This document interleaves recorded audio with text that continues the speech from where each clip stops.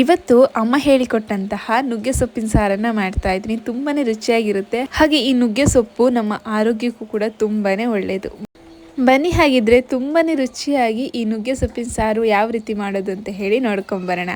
ಮೊದಲಿಗೆ ಒಂದು ಬಾಣಲೆಗೆ ಸ್ವಲ್ಪ ಎಣ್ಣೆ ಹಾಕ್ಕೊಂಡು 4ರಿಂದ 5 ಬ್ಯಾಡಗಿ ಮೆಣಸು ಹಾಕ್ಕೊಂಡಿದ್ದೀನಿ. ಹಾಗೆ ಒಂದು 2 ಗುಂಟೂರು ಮೆಣಸು ಹಾಕಿದ್ದೀನಿ ಆಯಿತಾ. ಹಾಗೆ ಒಂದು ಅರ್ಧ ಈರುಳ್ಳಿ, ಒಂದು 6 ಎಸ್ಲು ಬೆಳ್ಳುಳ್ಳಿ ಅಷ್ಟನ್ನು ಹಾಕ್ಕೊಂಡು ಎಣ್ಣೆನಲ್ಲಿ ಚೆನ್ನಾಗಿ ಫ್ರೈ ಮಾಡಿಕೊಂಡೆ. ನಂತರ ಒಂದು ಸ್ವಲ್ಪ ಕೊತ್ತಂಬರಿ, ಜೀರಿಗೆ ಹಾಗೆ ಸ್ವಲ್ಪ ಕರಿಬೇವಿನ ಸೊಪ್ಪನ್ನು ಹಾಕ್ಕೊಂಡು ಅದನ್ನು ಕೂಡ ಅಷ್ಟೇ ಸ್ವಲ್ಪ ಫ್ರೈ ಮಾಡ್ಕೋಬೇಕು. ಆ್ಯಂಡ್ ಇದಕ್ಕೆ ಒಂದು ಅರ್ಧ ಗಡಿಯಷ್ಟಾದರೂ ತೆಂಗಿನಕಾಯಿ ತುರಿನ ಹಾಕ್ಕೋಬೇಕು. ಸಾರು ಸ್ವಲ್ಪ ಕಾಯಿ ಜಾಸ್ತಿ ಹಾಕಿ ಮಾಡಿದ್ರೆ ತುಂಬಾ ಟೇಸ್ಟಿಯಾಗಿರುತ್ತೆ. ಇದೊಂದು ಸ್ವಲ್ಪ ಚೆನ್ನಾಗಿ ಫ್ರೈ ಆದಮೇಲೆ ಇದು ಸ್ವಲ್ಪ ತಣ್ಣಗಾದ್ಮೇಲೆ ಒಂದು ಮಿಕ್ಸರ್ ಜಾರ್ಗೆ ಹಾಕ್ಕೊಂಡು ರುಬ್ಕೊಂಡ್ರೆ ಆಯಿತು. ಹಾಗೆ ಇದಕ್ಕೆ ಒಂದು ನಿಂಬೆಹಣ್ಣಿನ ಗಾತ್ರದಷ್ಟು ಹುಣಸೆ ಹುಳಿ ಕೂಡ ಹಾಕ್ಕೊಂಡಿದ್ದೀನಿ. ಹಾಗೆ ಇಲ್ಲಿ ನೋಡ್ತಿರ್ಬೋದು ಇಷ್ಟು ನುಗ್ಗೆ ಸೊಪ್ಪಿದೆ. ಅದನ್ನು ಚೆನ್ನಾಗಿ ವಾಶ್ ಮಾಡ್ಕೊಂಡಿದ್ದೀನಿ.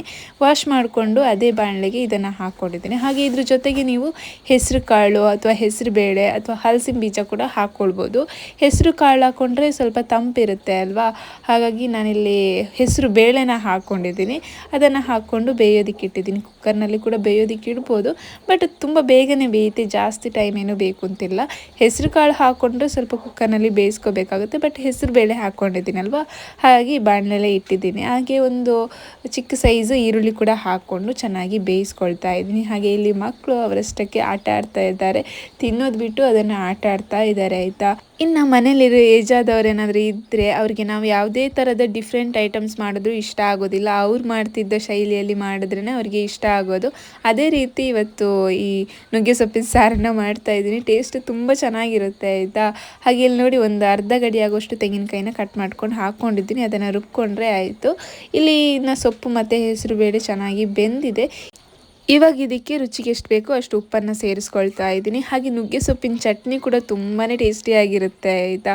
ಅದನ್ನು ಸ್ವಲ್ಪ ಫ್ರೈ ಮಾಡ್ಕೊಂಡೆಲ್ಲ ಮಾಡಿದ್ರೆ ತುಂಬಾ ಟೇಸ್ಟಿಯಾಗಿರುತ್ತೆ. ಒಂದ್ಸಲ ನಾನು ಮಾಡಿದ್ದೆ, ತುಂಬಾ ಚೆನ್ನಾಗಾಗಿತ್ತು. ಸೊ ಇವತ್ತು ಈ ಥರ ಸಾರು ಮಾಡ್ತಾಯಿದ್ದೀನಿ. ಅಂದರೆ ಇವಾಗ ನುಗ್ಗೆ ಸೊಪ್ಪು ಸಿಗೋದೇ ತುಂಬ ಅಪರೂಪ. ಮುಂಚೆ ಎಲ್ಲ ಎಷ್ಟು ಬೇಕಾದರೂ ಎಷ್ಟು ಇರ್ತಿತ್ತು ಆಯಿತಾ. ಇವಾಗೆಲ್ಲ ಕಡ್ದಿದ್ದಾರೆ, ಸೊ ಹಾಗಾಗಿ ನುಗ್ಗೆ ಸೊಪ್ಪು ಸಿಗೋದೇ ಅಪರೂಪ. ಹಾಗಾಗಿ ಇವತ್ತು ಸಾರೇ ಮಾಡ್ತಾಯಿದ್ದೀನಿ. ಇವಾಗ ರುಬ್ಬಿರುವಂಥ ಮಸಾಲೆ ಹಾಕಿ ರುಚಿಗೆ ಎಷ್ಟು ಬೇಕಷ್ಟು ಉಪ್ಪನ್ನು ನೋಡಿಕೊಂಡು ಸ್ವಲ್ಪ ಹಾಕ್ಕೊಂಡೆ.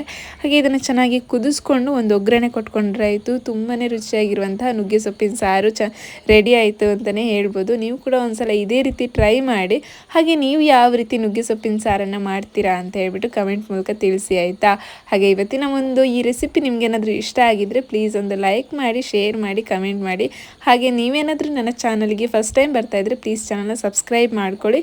Thank you for watching. ಮತ್ತೊಂದು ಹೊಸ ವೀಡಿಯೋದಲ್ಲಿ ಮತ್ತೆ ಸಿಗ್ತೀನಿ. ಅಲ್ಲಿವರೆಗೂ ಟೇಕ್ ಕೇರ್, ಬಾಯ್.